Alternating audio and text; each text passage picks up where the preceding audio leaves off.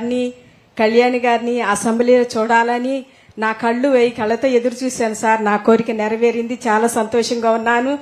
అదేవిధంగా మీరు ఎన్నికల్లో ప్రకటన చేసిన రీతిగా మరి ఈరోజు పెన్షన్ల కార్యక్రమం మరి తాడేపల్లి మండలం పెనుమాక గ్రామంలో చాలా పండుగ వాతావరణం మేము చూస్తుంటే ఎంత పండుగ ఉందంటే ఆనందంగా ఉంది సార్.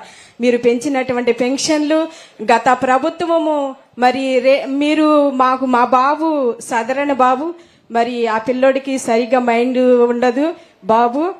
అయితే 2018లో మీరు ఎన్నిక చేశారు సార్. పెన్షన్ బాబుకి 3000. అదే పెన్షన్ ని అసలు మరి గడిచిన ప్రభుత్వం రూపాయి కూడా పెంచలేదు, అదే విధంగా ఉంది.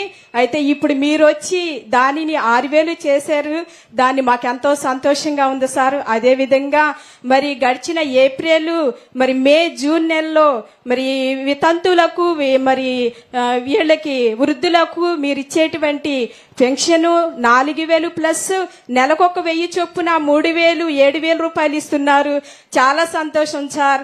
మరి మిగతా వాళ్ళకు కూడా మీరు ఎంతగానో సహాయపడుతున్నారు. అంతే మాకు చాలా ధన్యవాదాలు. ఆనందంగా ఉంది. ఏం చెప్పాలి కూడా అర్థం కాని పరిస్థితి. ఎంత దగ్గరగా మిమ్మల్ని చూడటం ఇది మొదటిసారి, నేను మాట్లాడటం కూడా మొదటిసారి. నాకెంత ఆనందంగా ఉందంటే మాటలు కూడా రాని పరిస్థితి. అయితే మరి ఆ సైకో పోవాలి సైకిల్ రావాలనేటువంటి విధానంలో అప్పుడు అడిగిన రీతిగా అలాగే జరిగింది. సంతోషంగా ఉంది నాకు. మరి మీరు వయసుకి సంబంధం లేకుండా మీరు చేసినటువంటి త్యాగము ఎంతో గొప్పది సార్. మరి మేమైతే ఇళ్లలో ఫ్యాన్ల కింద కూర్చొని మీరు చేసేటువంటి ప్రసంగాలు చూస్తే చాలా ఏడుపు వచ్చేది, బాధ కలిగేది.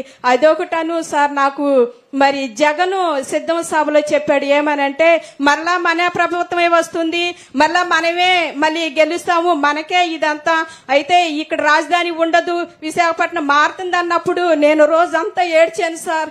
విశాఖపట్నం మారిస్తే మా భవిష్యత్తు ఏమవుతుంది? ఇక్కడ మేము కూడా ల్యాండ్ కూలింగ్కి ఇచ్చాం పొలము. మరి మా పిల్లల భవిష్యత్తు ఏమవుతుంది? ఈ రాజధాని తరలిపోతే అమరావతి రాజధానిగా లేకపోతే ఏమవుతాం మేమంతా అని నేను